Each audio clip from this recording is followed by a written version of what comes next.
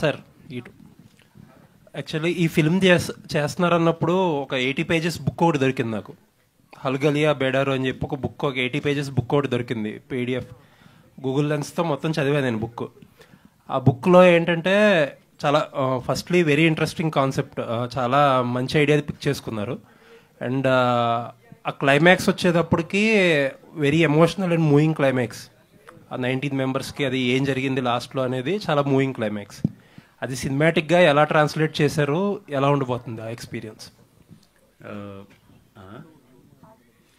అదే part 2, like part 1, part 2 ఒక అలగలి సన్ రైజ్, అలగలి సన్సెట్ అని డివైడ్ చేసుకున్నారు sir. So I think director has to explain that. ఇప్పుడు 40% షూట్ జరిగింది, still 60% shoot is there for the first part. There are so many books. I think Sukesh has to explain this. Yes, ఇది part 2 పార్ట్లు చేశాము, అప్పుడే మర్చిపోయాను చెప్పేది. ఇప్పుడు మీరు చెప్పారు కదండి సార్, అది హ్యాంగ్ చేశారు. అవును, ఒక ముదోళ్ళలో సొంత జరుగుతూ ఉంటుంది, పబ్లిక్ అంతా చూడాలని పబ్లిక్ ప్లేస్లో పబ్లిక్ హ్యాంగింగ్ మెయిన్ వాళ్ళని హ్యాంగ్ చేశారు. ఇది పార్ట్ 2లో వస్తుంది. ఫస్ట్ ఈ స్క్రిప్ట్ తీసుకున్నాను కదా, అప్పుడు ఒక ఫస్ట్ పార్ట్లోనే మొత్తం కాలేదు. అలా చేస్తూ చేస్తూ ఒక 150-160 అయిపోయింది సీన్లో.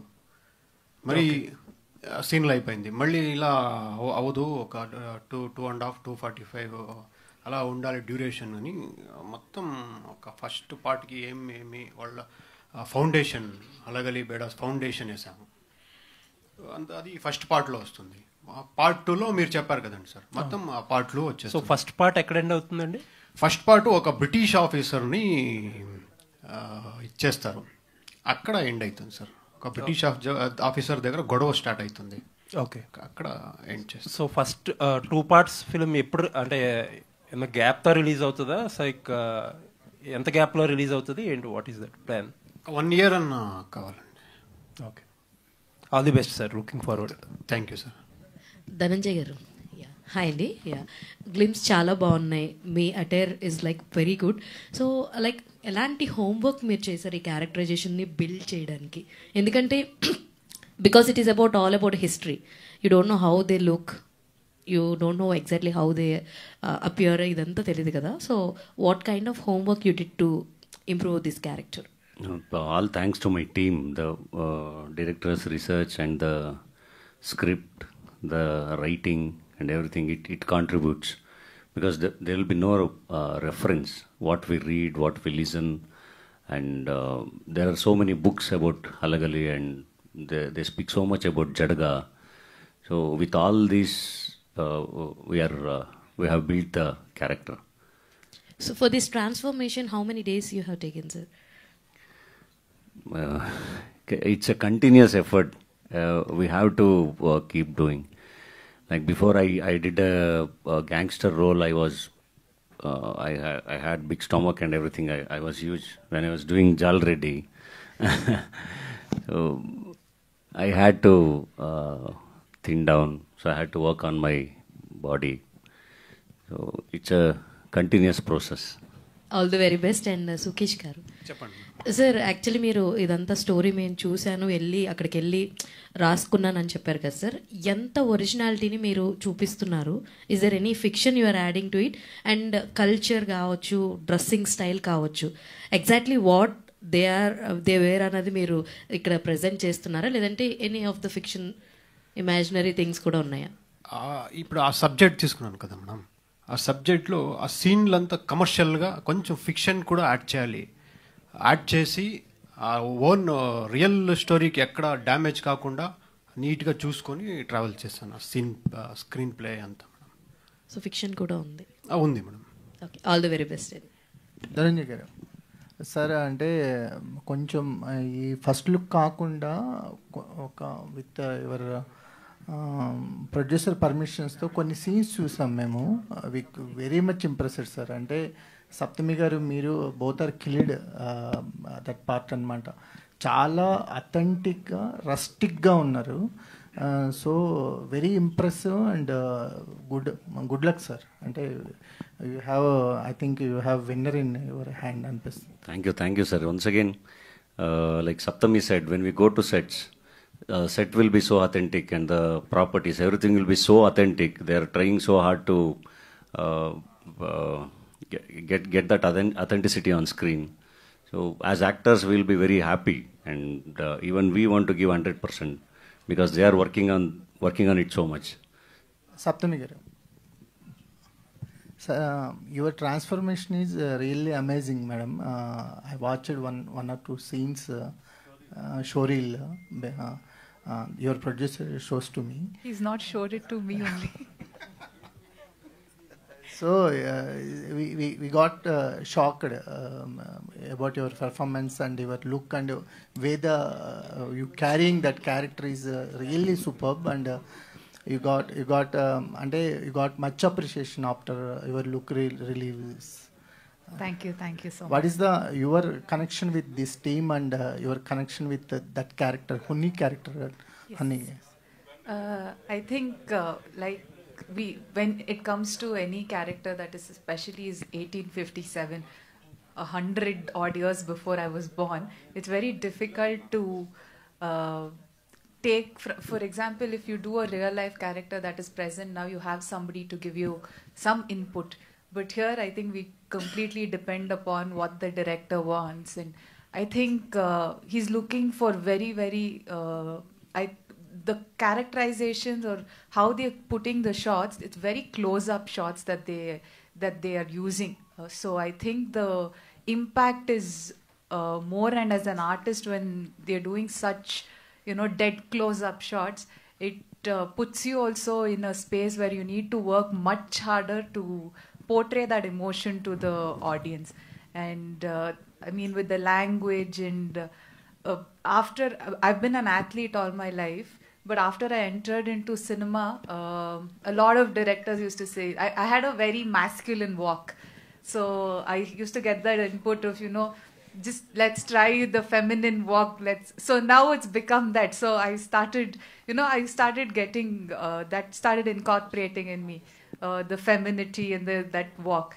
But when I go on set, Sukesh sir is like, no, I want that masculine walk. So for me to get that back has become a little difficult now. So hopefully I don't start walking like that again everywhere else.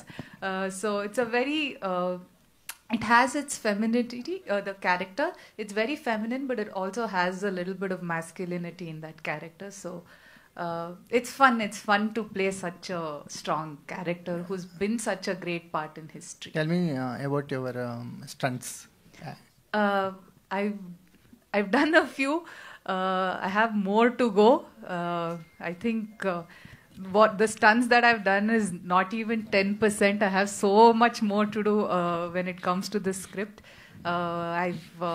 There's a small dance bit that we finished. I completely enjoyed that part that we shot. It's the first time that I got to do something like that also. So it's a lot of fun, especially considering the scale. There are a lot of people on set every single day. So that's a challenge, but it's, as an artist, it's fun for me. As a director, it's difficult for them. But as an artist, when I go and see 200, 250 odd people on set, it brings that energy on set. So it's nice. Sukesh గారు, అంటే మీరు first movie అనేది చాలా light hearted movie and చాలా అంటే ఒక soulful love స్టోరీస్తో వచ్చారు, కానీ కంప్లీట్ కాంట్రాస్ట్ సబ్జెక్ట్తో సెకండ్ మూవీని బిల్డప్ చేశారు. ఎందుకంటే అలాంటి సబ్జెక్ట్స్ కమర్షియల్గా వర్కౌట్ అవ్వట్లేదు కాబట్టి ఇలాంటి సబ్జెక్ట్స్ వెతుక్కున్నారా, ఎలా, ఏం జరిగింది? అలా ఏం లేదు సార్. అదే నేను ఇప్పుడు క్లాస్ డైరెక్టర్ కానీ మాస్ డైరెక్టర్ ఏమీ కాదు. ఒక స్టోరీ తీసుకుంటా, ఆ స్టోరీకి ఎంత ఎఫర్ట్ పెట్టాలో అవన్నీ పెట్టేస్తాను. ఎంత హార్డ్ వర్క్ చేయాలో అన్నీ హార్డ్ వర్క్ చేస్తాను. ఆ సబ్జెక్ట్కి ఎలివేషన్స్లో, సీన్ కన్స్ట్రక్షన్లో ఏం కావాలో మొత్తం హార్డ్ వర్క్ చేసి స్క్రీన్ పైన తీసుకొని వస్తాను సార్. ఈ కథకి మీకు ఎవరైనా ఇన్స్పిరేషన్ ఉన్నారా డైరెక్టర్స్లో? ఉన్నారు సార్, పెద్ద డైరెక్టర్స్. ప్రశాంత్ నీల్ గారు, రాజమౌళి గారు, అలాంటి ఉన్నారు. కళ్యాణ్ గారు, సార్ అంటే ఈ స్కేల్ ఆఫ్ మూవీ చూస్తున్నా, విజువల్స్ చూసుకున్నా, అంటే బడ్జెట్గా ఎక్కడ బడ్జెట్ లెక్కలు వేయకుండా ఖర్చు పెడితేనే ఇలాంటి సినిమాలు తీయగలరు అనిపిస్తుంది. సో కానీ నిర్మాతగా బడ్జెట్ పెరుగుతున్నప్పుడు ఒక టెన్షన్ ఉంటుంది. సో ఏ స్టేట్లో ఉన్నారు, అసలు ఎంత బడ్జెట్ ఈ 2 parts మీద స్పెండ్ చేయడానికి రెడీగా ఉన్నారు? ఎంత తక్కువైతే అంత మంచిది సార్, కానీ తక్కువలో కాదు. వీలైనంత వరకు మీరు చూసుకుంటుంది ఏంటంటే బడ్జెట్ లేకపోతే ఇవన్నీ కాదు. నేను ఎప్పుడు సినిమాని నమ్మేది సినిమా, ఆ సినిమాని చూసే ఆడియన్స్. ఆ ఆడియన్స్కి ఆ కథని ఆ స్క్రీన్ పైన వాళ్ళని త్రూ అవుట్ సినిమా వాళ్ళు కనుక దాన్ని ఎంజాయ్ చేయగలిగితే, దాన్ని తీసుకుంటే అది ఎంత బడ్జెట్ అయినా కూడా ఇబ్బంది ఉండదు. ఈ మధ్యకాలంలో చాలా సినిమాలు ప్రూవ్ అయిపోయినాయి. ప్రూవ్ చేసుకోవటం మన బాధ్యత, అది ఒళ్ళు దగ్గర పెట్టుకొని చేస్తున్నాం. ఇంత గట్స్ ఉండటం అనేది, అంటే మీరు ఈ బ్యానర్ ఏమీ ఎస్టాబ్లిష్డ్ బ్యానర్ కాదు, మీరు కూడా చాలా కొత్తగానే ఇప్పుడే అడుగులు మొదలెడుతున్నట్టున్నాయి. ఇంత స్కేల్ని బిల్డ్ చేయడానికి కారణం ఏంటి? అంటే వాట్ ఈస్ యువర్ మోటివేషన్? గట్సే ఉంది. డబ్బులు ఉన్న వాళ్ళకి గట్స్ ఉండవు, లేని వాళ్ళకి ఉంటాయి. నా దగ్గర డబ్బులు లేవు, గట్స్ ఉన్నాయి. సినిమా అంటే బాగా ఇష్టం. మొదలు పెట్టాము ఎక్కడో ఒక చోట నుంచి, అది వస్తూ ఉంది. సినిమా బాగా వస్తుంది. అంటే దీంట్లో డే 1 నుంచి మీరు బడ్జెట్ సీరియస్గా చెప్పాలంటే సుకేష్తో మీరు మంచి క్వశ్చన్, బ్యానర్ ఎస్టాబ్లిష్ ఇవన్నీ అడిగారు, అది చెప్పాలి కంపల్సరీ. సుకేష్ నేను వచ్చి కథ చెప్పినప్పుడు ఒక 3 చెప్పారు తను ఇంతకుముందు, 3 కోట్లలో ఆ రేంజ్లో సినిమా తీద్దామని కథ చెప్పినప్పుడు అసలు నేను ఫస్ట్ అనుకుంది ఏంటంటే బడ్జెట్ ఉందా లేదా కాదు, ఇలాంటి కథ రావడమే అదృష్టం. చాలామంది ఇప్పుడు బాహుబలి చూసాం, RRR చూసాం, ఇంకా కొన్ని సినిమాలు మాకు KGF చూసాం. ఇలాంటి సినిమాలన్నీ వస్తున్నప్పుడు కథ ఉండాలి ఫస్ట్. ఈ కథలో ఒక రకంగా ఇది ఎప్పుడు రికార్డ్స్ బ్రేక్ చేయాలని ప్రతి ఒక్కళ్ళు అనుకుంటూ ఉంటారు సినిమా తీసాడు. అలా మనం కరెక్ట్గా చేయగలిగితే ఇది రికార్డ్ బ్రేక్ చేయగలుగుతాము అని చెప్పేసి డే 1 అనుకున్నాం. అనుకున్న తర్వాత సుకేష్ నేను అనుకుంది ఒకటే, Sukesh you are not the established director, I'm not the established producer. ఎవరి దగ్గర పోయి ఏం చేసినా కూడా వీళ్ళు ఏం చేస్తారులే ఏంటి అంటాం. కానీ మనం ఒక్కొక్కటి ఎలా అయితే బిల్డ్ చేసుకుంటూ వెళ్తామో అది బాగుంది, ఎక్స్ట్రాడినరీగా ఉంది కాదు, వావ్ ఫ్యాక్టర్లో ఉండాలి ప్రతి ఒక్కటి. ఒక్కొక్క వావ్ ఇస్తా వెళ్తూ ఉంటే అదే మనం నెక్స్ట్ స్టెప్కి మెట్లు.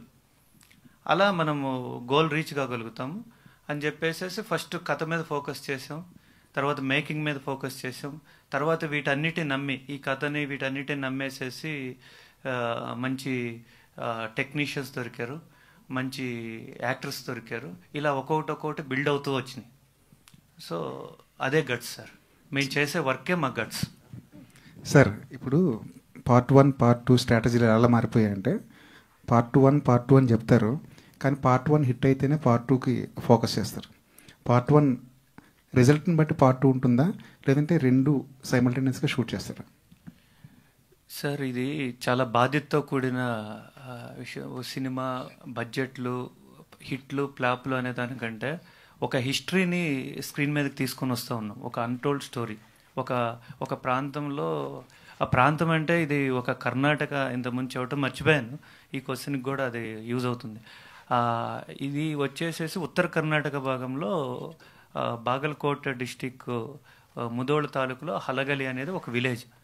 ఆ విలేజ్ అక్కడ ఉన్న బోయలు అనేవాళ్ళు గతంలో చరిత్రలోకి వెళ్ళి చూస్తే ఇక్కడ రాయలసీమలో, తెలంగాణ ప్రాంతంలో, నెక్స్ట్ ఉత్తర కర్ణాటకలో ఒక రీజియన్గా ఏర్పడి అది ఒక ప్రాంతంగా రాయచూరు డిస్టిక్ కిందకి అట్లా ఒక ప్రాంతం కిందకు ఏర్పడి ఉన్న ప్రాంతాలు, అక్కడ కల్చర్ అంతా ఈ 3 భాగాల్లో వాళ్ళ కల్చర్ అంతా ఒకేలా ఉంటుంది. ఇలాంటి ఇప్పుడు భౌగోళికంగా 3 భాగాలుగా విడిపోయినాయి. ఇలాంటి కథని చెప్తున్నప్పుడు హిట్ ఫ్లాపుల కంటే కూడా బాధ్యత చాలా important. What ever the reason, hit అయితే గ్యారెంటీ కొడతామనే కాన్ఫిడెన్స్ ఉంది. ఇప్పుడు మీరు చూశారు, మీరు కూడా చెప్పాలి, ఎందుకంటే ఎన్నో సినిమాలకి, రోజుకు 4-5 సినిమాలకి రిపోర్టింగ్ చేస్తూ ఉంటారు, రివ్యూలు ఇస్తూ ఉంటారు, అన్నీ చూస్తూ ఉంటారు. అందరికంటే ఎక్కువ అనుభవం ఉంటుంది మీకు. అర్థమైపోయి ఉంటుంది. ఇది వాట్ ఎవర్ ద రీజన్, ఈ చరిత్రని చరిత్రగా ప్రజల ముందు పెట్టడమే సార్. అది మాకు ఒక చరిత్ర అవుతుంది భవిష్యత్తులో. సార్ డైరెక్టర్ గారు, ఇంత మంచి హిస్టరీ ఇప్పటివరకు ఎందుకు చెప్పలేదు, ఇప్పటివరకు ఎందుకు రాలేదు? సార్ అక్కడ 30 years నుంచి ట్రై చేశారు సార్. పెద్ద పెద్ద డైరెక్టర్స్ చేయాలని వెళ్ళారు, కాలేదు ఇంకా. ఎలాంటి ఇప్పుడు నాకు కూడా ఇప్పుడు ఒక పెద్ద లీడ్ రైటర్ దగ్గరికి వెళ్తాను, వాళ్ళు కూడా చెప్పేవాళ్ళు, మేము ఇప్పుడు ఎప్పుడో ప్లాన్ చేసాము, సాంగ్ కూడా చేసాము, కానీ కాలేదు, నీకు దొరికింది, ప్రతి విజువల్స్ కూడా అంతే బాగా చేయి అని ఇలా చెప్పి చేస్తూ ఉంటారు. వారియర్ సినిమాలు అంటే ఇదివరకు ఏమో కానీ ఇప్పుడు బాహుబలిలో వార్ సీన్స్ అలాంటి ఎక్స్పెక్టేషన్స్ చాలా పెరిగిపోతున్నాయి కదా, దాన్ని ఎంతవరకు మ్యాచ్ చేయగలరు విజువల్ పరంగా, యాక్షన్ ఎపిసోడ్స్ పరంగా? నేను చెప్తా చెప్పండి సార్. లేదు చెప్పండి. డైరెక్టర్ని తొక్కేస్తున్నాడు. బాహుబలి రాగానే చాలా బాధేస్తుంది సార్. రాజమౌళి గారి మీద అప్పుడప్పుడు కోపం కూడా వస్తుంది. ఆయన మామూలుగా ఆడియన్స్కి అలా తీసుకెళ్ళి ఆ లెవెల్లో చూపించేశారు. మళ్ళీ ఏదన్నా టచ్ చేయాలంటే ఆడియన్స్కి ఏముండవు కదా, వాళ్ళు వచ్చి చూస్తారు, కొన్ని సినిమాలన్నీ చూస్తారు. ఇంకో కారణం కూడా ఉంది, కరోనా. రాజమౌళి గారు చూపించిన పీక్స్, మేకింగ్ వాల్యూస్, ఆ క్యారెక్టరైజేషన్స్, తర్వాత కరోనాలో ఆడియన్స్ అప్పుడే ఓటీటీలో వచ్చేసేసి ఇంటర్నేషనల్ కంటెంట్ మొత్తం చూసేసారు. దాదాపు ఎవ్రీ ఆల్టర్నేటివ్ ఆడియన్ చూసి ఉంటారు. దీంతో వాళ్ళకి బాగా మేకింగ్ నాలెడ్జ్ మొత్తం చాలా హెవీ అయిపోయింది. ఇప్పుడు దాన్ని మ్యాచ్ చేస్తూ ఈ లెవెల్లో హలగలిని ఒక హిస్టరీని రిపీట్ చేయాల్సిన పరిస్థితి ఏర్పడింది. తను కూడా చెప్తారు, కంటిన్యూ చేస్తారు. డాలి గారు సార్, ఒక సినిమాలో హీరోగా కనిపిస్తారు, ఒక సినిమాలో విలన్ చేస్తారు. ఏంటి సార్ మీ స్ట్రాటజీ ఏంటి? స్ట్రాటజీ ఏం లేదు సార్, నేను వర్సటాలిటీ ఎంజాయ్ చేస్తున్నాను. ఒక గుడ్ ప్రాజెక్ట్ అయితే, ఒక గుడ్ క్యారెక్టర్ అయితే చేస్తాను అది. సో అక్కడ కన్నడలో చాలా బిజీగా ఉన్నాను, చాలా ప్రాజెక్ట్స్ ఉంది, చేస్తూనే ఉన్నాను. సో వేరే లాంగ్వేజ్లో ఏదైనా గుడ్ టీమ్తో గుడ్ క్యారెక్టర్స్, గుడ్ ప్రాజెక్ట్స్ వస్తే it's very important to be part of such projects. For example పుష్పలో పని చేస్తే సుకుమార్ గారితో, అల్లు అర్జున్ గారితో, ఆ ఎక్స్పీరియన్స్ ఒక లెర్నింగ్ ఎక్స్పీరియన్స్ కదా అది. అండ్ రీచ్ కూడా, see every one will have their own journey. when it comes to my journey, there are no big people to back up me. So every time I have to find a way, and I have to prove myself, and I have to reach people. I have to build my market like that. So I worked with everyone. Wherever I have got opportunity, I have worked there, and I'll keep on doing that. ఈ మధ్య తెలుగులో ఏమైనా కొత్తగా ఏమైనా ఒప్పుకున్నారా? లేదు sir, లేదు. But I do it. Sukesh గారు, ఇంత గ్రాండ్ స్కేల్ ఉన్న ఒక సినిమాని చాలా సింపుల్ గా చిన్న కథగా తీసేద్దామని ముందు అనుకున్నప్పుడు మీరు ఎలా తీద్దాం అనుకున్నారు దీన్ని? ప్లస్ ఈ సినిమాని ధనంజయ్ గారితోనే చెయ్యాలని ముందు నుంచి ఉందా? సార్ ఇప్పుడు ఫస్ట్ క్వశ్చన్ అడిగారు కదండి సార్. ఇప్పుడు ఈ సీన్ ఇప్పుడు చూసారు, పెద్ద ఆఫీసు, ఒక 400 పీపుల్స్, ఒక అటాక్, ఒక ఫ్లాగ్ కొట్టారు. ఇదే ఇంపాక్ట్ సీను ఇప్పుడు పట్టని చెప్పేస్తాను. ఒక ఆఫీసు, చిన్న ఒక ఆఫీసు, ఒక ఎద్దుల గాడి వస్తూ ఉంది, ఎద్దుల బండి, దానిలో పైన ఒక ట్రంక్ ఉంది, ఒక పీసీ ఉంటాడు అది ఆఫీసర్, ఆ పోలీసు. అలా చూసి ఆఫీసర్ లోపలికి వెళ్ళి ఆఫీసర్ని పిలుచుకొని వస్తాడు, ఏదో ఒక బండి వస్తూ ఉందని. వస్తుంది, ట్రంక్ ఓపెన్ చేయంటాడు, ట్రంక్ ఓపెన్ అవుతుంది, ఇలా బాణాన్ని పెట్టింటారు. ఓపెన్ అయ్యగానే అలా వచ్చి ఇది కట్ అయ్యి ఫ్లాగ్ కొడుతుంది. ఇది హాఫ్ డేలో షూట్ చేయొచ్చు, సేమ్ ఇంపాక్టే ఫ్లాగ్ కొట్టేది. ఇది 11 to 12 days సేమ్ ఫ్లాగ్ కొట్టే ఇంపాక్ట్. ఇలా సీన్లో కమర్షియల్గా చేసేసాం. పార్ట్ 1, పార్ట్ 2 కూడా అలాగే ముందు నుంచి ఉందా, తర్వాత లేదు ఎన్హాన్స్ అవుతూ వచ్చినాయి? ఎనాన్స్ అవుతూ ప్లాన్, ఆ షూటింగ్ ముందే ప్లాన్. ఇప్పుడు వీళ్ళు చెప్పారు కదా, వేరే లెవెల్లో చేయాలని అలా మొత్తం వెళ్ళిపోయింది సార్. సప్తమి గౌడ, ధనంజయ్ గారు కూడా అలాగే వచ్చారా ప్రాజెక్ట్లోకి? అది మా హీరో చాలా బిజీ అక్కడికి. ఈ కథ చెప్పేకి ఒక చాలా ట్రై చేశాను, దొరకలేదు. వాళ్ళు సినిమా షూటింగ్ ముహూర్తం అవుతా ఉండే, అక్కడ కూడా వెళ్ళాను, కాలేదు. తర్వాత అలా మా ప్రొడ్యూసర్ అలా మెయిల్ పెట్టించి కథ చూసి వాళ్ళు చాలా అబ్బా అలగలి ఓకే అని చెప్పేశారు సార్. మ్యూజిక్ డైరెక్టర్ త్రూ ఇది అయింది. మ్యూజిక్ డైరెక్టర్ వాళ్ళు ఫ్రెండ్ అనమాట. ఆ మ్యూజిక్ డైరెక్టర్కి చెప్పి తర్వాత వాళ్ళ త్రూ అయిపోయింది వర్క్. అంటే దీన్ని స్పెషల్గా విజువల్ ప్లస్ సౌండ్ అని డిజైనింగ్ ఏమైనా ఉందండి ప్రీ ప్లాన్? సార్ అంతా ఉంది సార్. అది ఎలా అంటే ఈ సబ్జెక్టులు సౌండ్ ఇంపార్టెంట్, హెవీ ఇంపార్టెంట్, అవన్నీ ఎంత మ్యూజిక్ డైరెక్టర్ కానీ నేను అంతా కూర్చొని హెవీ డిస్కస్ అవుతూనే ఉంటుంది. ప్రతి షాట్లు కూడా డిస్కస్ చేస్తూ ఉంటాం సార్. సప్తమి గౌడ గారు, మీ సినిమాలు, మీ చాయిస్ ఆఫ్ ఫిలిమ్స్ చాలా డిఫరెంట్గా ఉంటున్నాయి. జనరల్గా మీలాగా వచ్చే హీరోయిన్స్ కానీ ఇప్పుడున్న ట్రెండ్లో గ్లామరస్ రోల్స్ చేయాలనుకుంటుంటారు. మీరేమో పూర్తిగా anti glamour, de glamour plus ఒక ఎపిక్ సినిమాలే ప్లాన్ చేస్తున్నారు. ఎలా కుదురుతుంది ఏంటి అసలు మీ choice of films? No, nothing like that. Even I would want to do glamorous commercial cinema too. But this is also commercial. I have to get ready for 2.5 hours. Even if you think it's de-glamorous, it's glamorous because I have to get ready for 2.5 hours for the character, Honni. So it takes a lot of effort for the character to look a certain way. But I think the audience have liked me in such characters, be it traditional characters or the girl next door, village girl characters. They've liked it. Probably I'm looking forward to break that stereotype or pattern soon. Hopefully something like that comes along. So you dedicated yourself to the forest, or the directors are dedicating you? I think the forest, rolling around in the mud, rolling around in the forest has some close connection with me. So both the directors also like it and I'm also comfortable doing it now. I don't think, oh, this is dirty, nothing. I'm like, oh, mud, great, let's roll now. So it's just enjoying it's become a part of most of my characters now. Yeah, director. Last question. Yes. So, అంటే ఈ kind of cinema like 1857 stories అనగానే there will lots of scope for the cinematic liberties as well as you mention earlier. అయితే ఈ kind of సినిమాకి వచ్చేటప్పటికి as it is మీరు చెప్పినట్టు హిస్టరీలో ఉంది, many people know about it through the history books or the syllabus, కాబట్టి there is scope. At the same time there will be restrictions as well to establish that specific scenes or the characters in a specific manner. So అది will be a challenge for writer and directors. So how did you overcome that? Sir అది ఇప్పుడు ఈ కథ ఉంది కదా sir, 3-4 naval వచ్చింది, నేను చదవలేదు. అది చదివితే రైట్స్ తీసుకొని మళ్ళీ ఆ కాదంబరిలోనే తీయాలి. అందుకే నేను ఏం చేశానంటే ఆ ఊరికి వెళ్ళి ఆ క్యారెక్టర్లు ఉంటాయి కదా వాళ్ళ ఇంటికి వెళ్ళి వాళ్ళు అడిగాను, ఏమి ఎట్లా క్యారెక్టర్లు